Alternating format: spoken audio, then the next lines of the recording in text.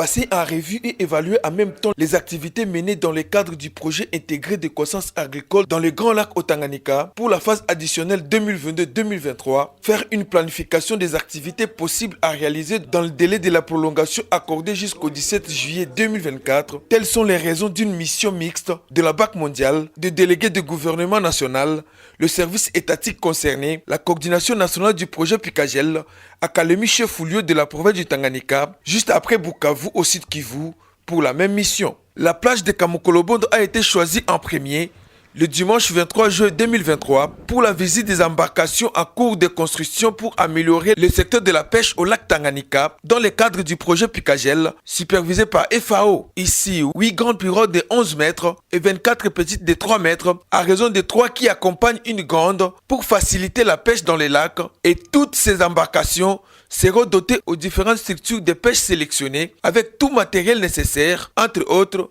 moteur hors bord et matériel essentiel. La route Katibili, à pleine réhabilitation par INOPS dans le cadre du projet Picagel, avec une longueur de 30,3 km, a été aussi ciblée par la visite. Ici, 13 ponts sont prévus et celui de 75 mètres de longueur au village Lubundoui. Visiblement, la circulation des véhicules et motos ont repris sur les tronçons avec succès après plusieurs années grâce à cette réhabilitation où une dizaine de ponts sont déjà jetés. La prochaine étape est celui de la visite des provenderies où on trouve les traitements et production des aliments de bétail et poissons qui sont parmi les innovations du projet Picagel.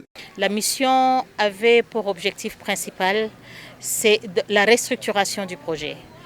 Pourquoi la restructuration du projet? C'est parce que, comme vous le savez, depuis le 15 juin, le projet Picagel était arrivé à terme, mais nous avons pu avoir une grâce encore de 12 mois. Ce que voudrait dire tout simplement que la Banque mondiale ainsi que le gouvernement congolais devaient voir ensemble quelles sont les activités primordiales qu'on pouvait faire, quelles sont les activités qui étaient prévues dans le plan de travail des années passées qui n'ont pas pu être faits et qui ne pourront pas être faits pour que ça soit élagué, et voir est-ce qu'on a suffisamment de moyens financiers pour pouvoir continuer avec le projet. Ils doivent toujours faire le terrain, c'est pour pouvoir relier la théorie avec la pratique, l'objectif, et que réellement on puisse terminer. Mais comme vous le savez, il y a toujours des aléas qui ne sont pas dus à nous et que nous ne pouvons pas maîtriser.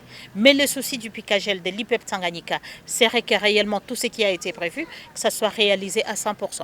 D'autres séances de travail ont poursuivi, notamment avec UITA, Ricolto, VSF et autres partenaires d'exécution du projet. Notons que le projet Picagel vient de bénéficier d'une prolongation de 12 mois en raison de finaliser les différentes activités en cours d'exécution dans les différents secteurs, notamment les routes en dessert agricole, le forage risicole, le secteur de la pêche, l'accompagnement des peuples autochtones, pour ne citer que cela, jusqu'au 17 juillet 2024.